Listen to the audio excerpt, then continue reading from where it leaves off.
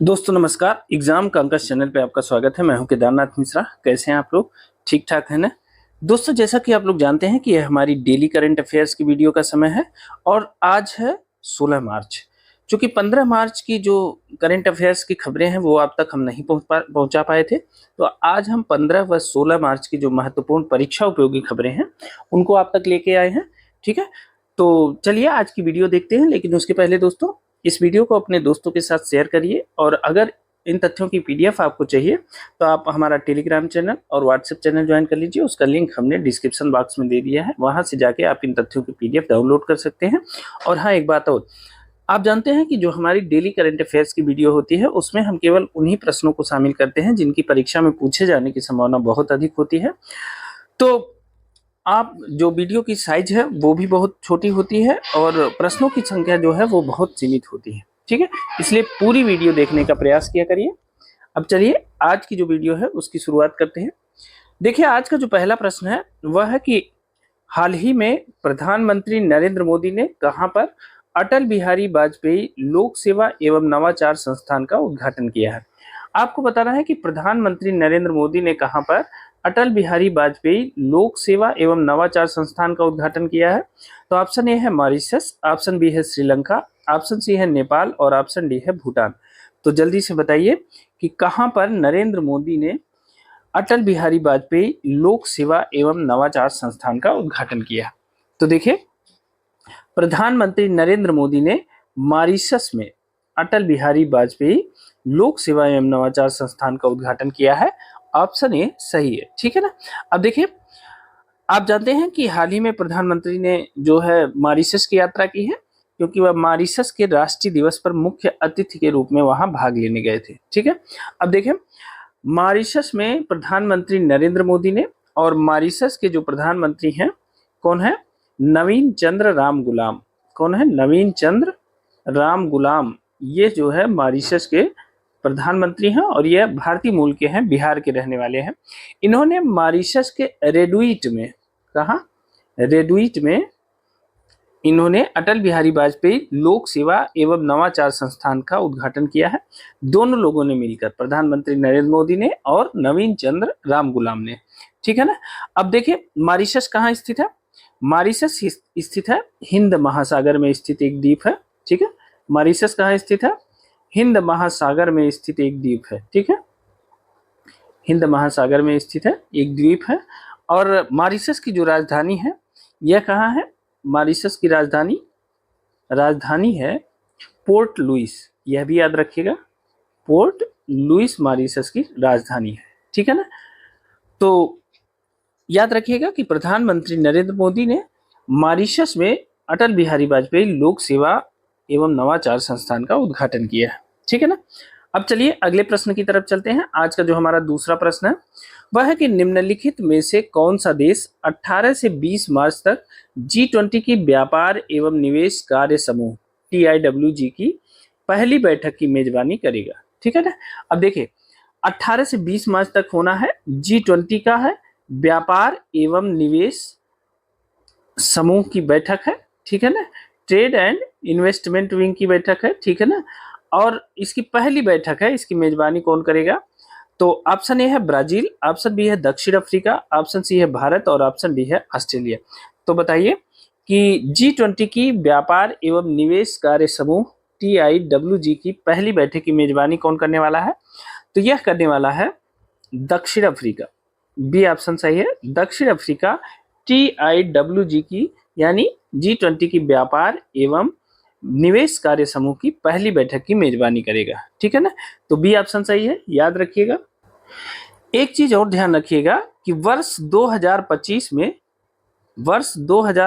में G20 की अध्यक्षता भी दक्षिण अफ्रीका को दी गई है। ठीक है, तो वर्ष 2025 में G20 की अध्यक्षता कौन करेगा? यह करेगा दक्षिण अफ्रीका। इस बात को याद रखिएगा। ठीक है ना? अब आइए आज के तीसरे प्रश्न की तरफ चलते हैं। आज का जो हमारा तीसरा प्रश्न है वह है कि हाल ही में जारी रिपोर्ट ISFR 2023 के अनुसार भारत का वन क्षेत्र बढ़कर कितने प्रतिशत हो गया है? हाल ही में ISFR 2023 की एक रिपोर्ट जारी हुई है और उसके अनुसार भारत का जो वन क्षेत्र है वो थोड़ा सा बढ़ गया है। और कितना हो गया है यही आपको बताना है। तो ऑप्शन ए है 24.16%, ऑप्शन बी है 24.17%, ऑप्शन सी है 25.17% और ऑप्शन डी है 26.17%। तो जल्दी से अपने आंसर हमें कमेंट करके बताइए। सबसे पहले देख लीजिए कि ISFR का फुल फॉर्म क्या होता है। ISFR का फुल फॉर्म होता है इंडियन या India state of forest report. India state of forest report ये होता है ISFR का फुल फॉर्म। ठीक है ना। अब जानते हैं कि जो भारत में वन और वृक्ष आच्छादन की स्थिति है उस पर विस्तृत जानकारी प्रदान करने के लिए यह रिपोर्ट जारी की जाती है। और देखिए जो यह रिपोर्ट है ये तैयार कौन कराता है, तो देखिए forest survey of India FSI द्वारा प्रत्येक 2 वर्ष में, कब 2 वर्ष में यह रिपोर्ट प्रकाशित की जाती है, यह भी याद रखिएगा। अगर आपसे यह पूछा जाए कि ISFR की रिपोर्ट किसके द्वारा प्रकाशित की जाती है तो FSI मतलब forest survey of India, forest survey of India के द्वारा जो है ISFR रिपोर्ट प्रकाशित की जाती है। और कितने वर्ष में की जाती है तो प्रत्येक 2 वर्ष के अंतराल पर ISFR रिपोर्ट प्रकाशित की जाती है। ठीक है ना। अब देखिए जो ISFR रिपोर्ट 2023 आई है इसके अनुसार जो भारत का वन क्षेत्र है वह बढ़कर कितना हो गया है, तो वह हो गया है 25.17%। ठीक है ना। कितना हो गया है, 25.17% हो गया है। इस बात को याद रखिएगा। ठीक है। नेक्स्ट देख लेते हैं। आज का जो हमारा चौथा प्रश्न है वह है कि हाल ही में सज्जनगढ़ अभयारण्य के लगभग 50 हेक्टेयर क्षेत्र में जंगल की आग लग गई और यह अभयारण्य भारत के किस राज्य में स्थित है। तो सज्जनगढ़ अभयारण्य है, इसमें 50 हेक्टेयर क्षेत्र में आग लग गई थी। ठीक है, जंगल की आग लग गई थी। अब पूछ रहा है कि यह अभयारण्य किस राज्य में स्थित है। तो ऑप्शन ए है मध्य प्रदेश, ऑप्शन बी है गुजरात, ऑप्शन सी है राजस्थान और ऑप्शन डी है छत्तीसगढ़। तो बताइए कि जो सज्जनगढ़ अभयारण्य है यह कहाँ स्थित है। तो देखिए सज्जनगढ़ अभयारण्य स्थित है राजस्थान में। ठीक, सज्जनगढ़ अभयारण्य कहाँ स्थित है, यह स्थित है राजस्थान में। और राजस्थान में कहाँ स्थित है, राजस्थान के उदयपुर। आप जानते हैं उदयपुर को क्या कहते हैं, झीलों का शहर कहते हैं। ठीक है, उदयपुर शहर के बाहरी इलाके में, ठीक है, उदयपुर शहर के बाहरी इलाके में सज्जनगढ़ अभयारण्य स्थित है। ठीक है ना। और यह जो है कहाँ बसा है, अरावली पर्वत श्रृंखला में बसा है, यह भी याद रखिएगा। ठीक है ना, अरावली पर्वत श्रृंखला में बसा हुआ है, यह भी याद रखिएगा, जो लगभग जो है 5.19 वर्ग किलोमीटर क्षेत्र में फैला है। ठीक है ना। कितने में, सज्जनगढ़ की जो सज्जनगढ़ अभयारण्य की जो लंबाई है वो कितनी है, 5.19 वर्ग किलोमीटर है। ठीक है ना। और यह जो है सज्जनगढ़ किले के पास ही स्थित है। किसके पास, सज्जनगढ़ किले के पास ही यह स्थित है, सज्जनगढ़ अभयारण्य। ठीक है ना, सज्जनगढ़ किले के पास स्थित है सज्जनगढ़ अभयारण्य, तो इसे भी याद रखिएगा। ठीक है ना। तो सज्जनगढ़ कहाँ स्थित है, राजस्थान में स्थित है। अगला देख लेते हैं। आज का जो हमारा 5वां प्रश्न है वह है कि प्रधानमंत्री मोदी ने किस देश के सर्वोच्च नागरिक सम्मान grand commander of the order of the star and की ऑफ द इंडियन ओशन से सम्मानित होने वाले पहले भारतीय नेता और 5वें विदेशी नागरिक बने। आपको बताना है कि प्रधानमंत्री मोदी को किस देश के सर्वोच्च नागरिक सम्मान grand commander of the order of the star and की ऑफ द इंडियन ओशन से सम्मानित किया गया है। ठीक है ना, इतना बड़ा यह पुरस्कार का नाम ही है, इसे याद कर लीजिएगा। और ऐसा मतलब सम्मानित होने वाले यह पहले भारतीय नेता है, ठीक है, जिन्हें यह पुरस्कार दिया गया है। और विश्व के 5वें विदेशी नागरिक है। ठीक है, यानी विश्व में 5वें स्थान पे हैं, 5वें नंबर के हैं जो 5वें विदेशी नागरिक हैं जिन्हें यह पुरस्कार दिया गया है। और भारत के यह पहले नेता है। ठीक है, तो ऑप्शन ए है इंडोनेशिया, ऑप्शन बी है रूस, ऑप्शन सी है जर्मनी और ऑप्शन डी है मॉरिशस। तो देखिए grand commander of the order of the star and की ऑफ द इंडियन ओशन पुरस्कार जो है प्रधानमंत्री नरेंद्र मोदी को दिया गया है और यह पुरस्कार मिला है मॉरिशस की तरफ से। ठीक है, मॉरिशस सरकार ने प्रधानमंत्री मोदी को यह पुरस्कार दिया है, इस बात को याद रखिएगा, इंपॉर्टेंट है। ठीक है ना। अब एक चीज और ध्यान रखिएगा कि प्रधानमंत्री नरेंद्र मोदी का यह जो है 21वां अंतर्राष्ट्रीय सम्मान है। ठीक है, कैसा है? 21वां अंतर्राष्ट्रीय पुरस्कार है टोटल। ठीक है, 21वां अंतर्राष्ट्रीय पुरस्कार है प्रधानमंत्री नरेंद्र मोदी का, इस बात को याद रखिएगा। ठीक है, अब देखिए 1992 में मॉरिशस जो है एक गणराज्य बना था, 1992 में। ठीक है, 1992 में मॉरिशस क्या बना था? एक गणराज्य बना था। और जब से मॉरिशस गणराज्य बना है तब से अब तक केवल 5 विदेशी नागरिकों को यह पुरस्कार दिया गया है। ठीक है, 5 विदेशी नागरिकों को। और यह जो नागरिक है इनमें नेल्सन मंडेला भी इसमें शामिल है। ठीक है, नेल्सन मंडेला भी इसमें शामिल है इन 5 नागरिकों में। ठीक है ना। और 6वें नंबर पे किसे यह पुरस्कार दिया गया है? प्रधानमंत्री नरेंद्र मोदी को 6वें नंबर पे दिया गया है। तो यह 6वें विदेशी हैं जिन्हें यह पुरस्कार दिया गया। नहीं सॉरी, 5वें विदेशी हैं जिन्हें यह पुरस्कार दिया गया। कुल 5 विदेशी नागरिकों को दिया गया जिसमें नेल्सन मंडेला भी शामिल है। और 5वें स्थान पे कौन आता है? 5वें स्थान पर प्रधानमंत्री नरेंद्र मोदी आते हैं जिन्हें यह पुरस्कार दिया गया। ठीक है, तो इस बात को याद रखिएगा, इंपॉर्टेंट है। ठीक है ना। अब अगला देख लेते हैं। आज का हमारा 6वां प्रश्न है, हाल ही में प्रतिबिंब मॉड्यूल, याद रखिएगा मॉड्यूल है, प्रतिबिंब मॉड्यूल चर्चा का विषय रहा है, इसका संबंध किससे है? तो हाल ही में प्रतिबिंब मॉड्यूल चर्चा का विषय रहा है, इसका संबंध किससे है आपको बताना है।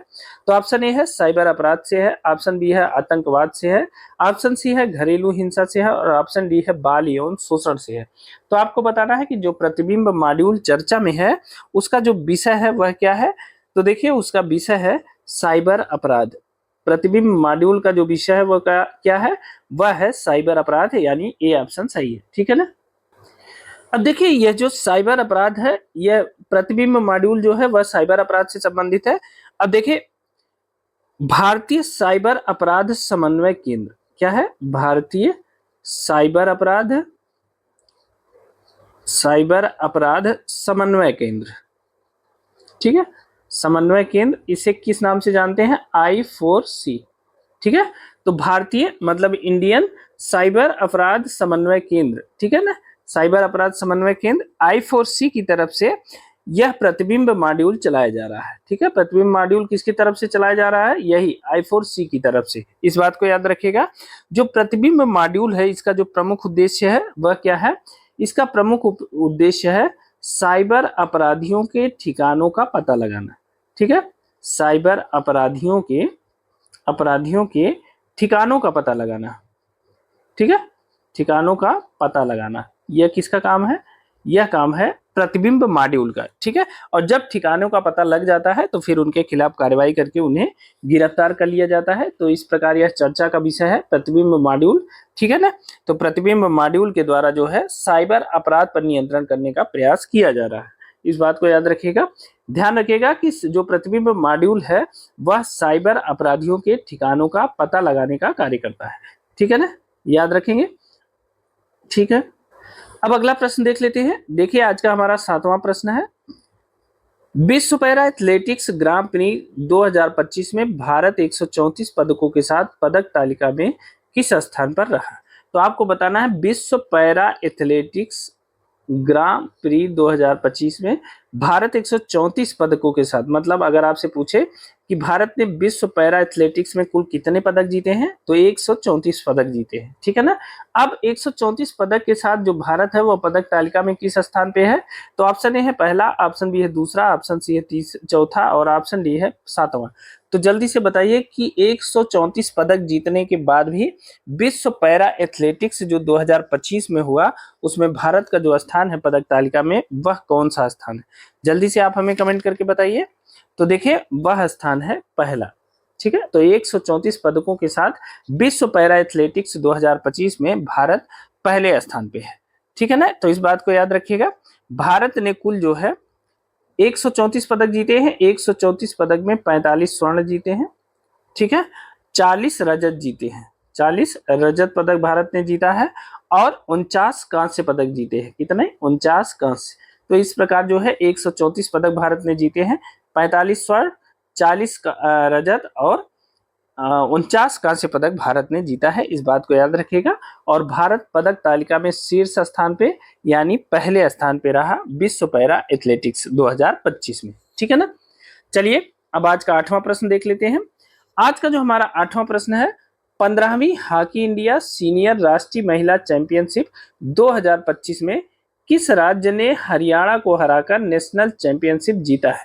तो 15वीं है हॉकी इंडिया सीनियर राष्ट्रीय महिला चैंपियनशिप 2025 में किस राज्य ने हरियाणा को हराकर, मतलब हरियाणा जो है उप विजेता हो गया और किसी राज्य ने इसको हराया है और नेशनल चैंपियनशिप जीता है, तो वह कौन सा राज्य है?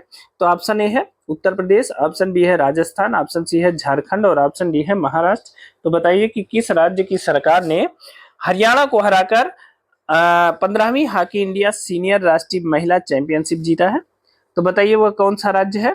तो वह राज्य है झारखंड। ठीक है, झारखंड ने हरियाणा को हराया है और 15वीं हॉकी सीनियर राष्ट्रीय महिला चैंपियनशिप 2025 का विजेता बना है।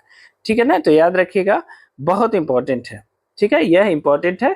झारखंड विजेता है और उप विजेता कौन है? उप विजेता है हरियाणा। ठीक है ना, हरियाणा पे झारखंड की जो जीत है वो बहुत मायने रखती है, इसलिए इस प्रश्न को तैयार रखिएगा। ठीक है ना। अब आ जाते हैं आज के नवे प्रश्न की तरफ। आज का जो हमारा नवा प्रश्न है वह है, संयुक्त अरब अमीरात ने किस देश में 10 अत्याधुनिक प्रसूति और बाल चिकित्सा केंद्र स्थापित करने की घोषणा की है? किसने घोषणा की है? संयुक्त अरब अमीरात ने घोषणा की है 10 अत्याधुनिक प्रसूति और बाल चिकित्सा केंद्र स्थापित करने की घोषणा की है। और संयुक्त अरब अमीरात ने किस देश में इसे स्थापित करने की घोषणा की है? तो वह देश है अफगानिस्तान। ठीक है ना, संयुक्त अरब अमीरात अफगानिस्तान में 10 अत्याधुनिक प्रसूति और बाल चिकित्सा केंद्र स्थापित करने की घोषणा की है, इस बात को याद रखिएगा। ठीक है ना। चलिए आज का 10वां प्रश्न देख लेते हैं। आज का जो हमारा 10वां प्रश्न है वह है कि 7वीं बार एशिया का सर्वश्रेष्ठ एयरपोर्ट कौन बना है? ठीक है ना, 7वीं बार एशिया का सर्वश्रेष्ठ एयरपोर्ट घोषित किया गया है किसे? इंदिरा गांधी इंटरनेशनल एयरपोर्ट, नई दिल्ली। ठीक है, नई दिल्ली। इसे जो है 7वीं बार, यह भी याद रखिएगा। ठीक है ना, 7वीं बार एशिया का सर्वश्रेष्ठ एयरपोर्ट घोषित किया गया है। किसे घोषित किया गया है? इंदिरा गांधी इंटरनेशनल एयरपोर्ट, नई दिल्ली को। ठीक है, इस बात को याद रखिएगा। तो दोस्तों ये थे आज के हमारे 15 और 16 मार्च के जो महत्वपूर्ण करंट अफेयर्स के प्रश्न थे। ये प्रश्न आपको कैसे लगे हमें कमेंट करके जरूर बताइएगा। और हाँ, अगर आपको इन तथ्यों की पीडीएफ चाहिए तो आप हमारा टेलीग्राम चैनल और व्हाट्सएप चैनल ज्वाइन कर लीजिए, उसका लिंक हमने डिस्क्रिप्शन बॉक्स में दे दिया है, वहां से जाके आप इन तथ्यों की पीडीएफ डाउनलोड कर सकते हैं। साथ ही दोस्तों इस वीडियो को अपने दोस्तों के साथ शेयर भी कर दीजिए। वीडियो पसंद आई हो तो वीडियो को लाइक जरूर करिएगा। अपने सुझाव और समर्थन के लिए आप कमेंट भी कर सकते हैं। तो दोस्तों आज के लिए इतना ही, मिलते हैं अगली वीडियो में कुछ अन्य परीक्षा उपयोगी प्रश्नों के साथ। तब तक के लिए स्वस्थ रहिए, मस्त रहिए, अपना और अपनों का ख्याल रखिए, मेहनत से पढ़िए। आपका दिन शुभ हो। बहुत बहुत धन्यवाद।